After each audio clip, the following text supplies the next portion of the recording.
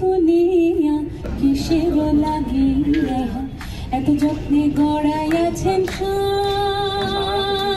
তো ধন্যবাদের শেষ নেই একেবারে।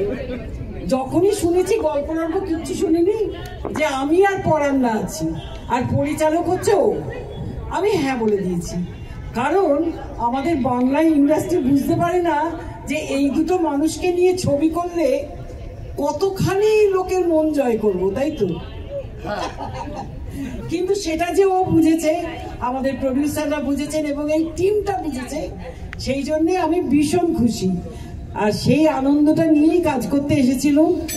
আমরা এত হই হুল্লোড় করে কাজ করেছি, এমনকি একটা সিনে আমার খোপা খুলে যাওয়ার একটা ব্যাপার ছিল, সেটা সবাই মিলে ভুলে গেছিল। কিন্তু আমি তো ছাড়বো না ওরকম সিন, সেটাকে পরে গুটিয়ে নিয়ে গিয়ে পরিচালক, মানে আমি ওর কাছে এত কৃতজ্ঞ যে ও আমাকে বললো হ্যাঁ হ্যাঁ তুমি এরকম ভাবে করো। সে একখানা বড় খোপা করে ঘুরে বেড়াচ্ছিলাম, খোপাটি টুস করে পড়ে গেল। সেটা আপনারা না দেখলে বুঝতে পারবেন না। আমরা সবাই মিলে, আর আজকে তো গানগুলো শুনে একদম মুগ্ধ হয়ে গেলাম, ভীষণ ভালো লাগলো। হ্যাঁ, একটা কথা বলি, আমি যখন মাইক্রোফোনেই বলবো চেঁচামেচি দরকার আমি বুঝতে পারছি। আমার মনে হয় ওর কানটা একটু গেছে, আমি চেঁচাইনি, আমার গলাটা মধুর হয়ে কানে গিয়ে বুকে বাজছে। মধুর রটা নেই, মধু হয়ে যাচ্ছে।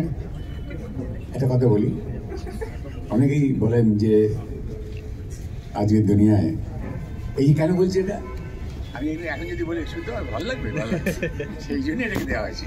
আর যদি জোরেই বলবো, আজ আপনারা জানেন যে এখন তো সবসময় একটা এরকম টাইপ চলছে না চারিদিকে, আমাদের লড়তে হবে, করতে হবে, সেরকমই অভ্যেসে গেছে।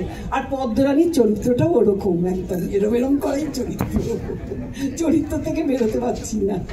আমার তো মনে হচ্ছে কখন এটা এই যে তুমি কিসের লাগিয়া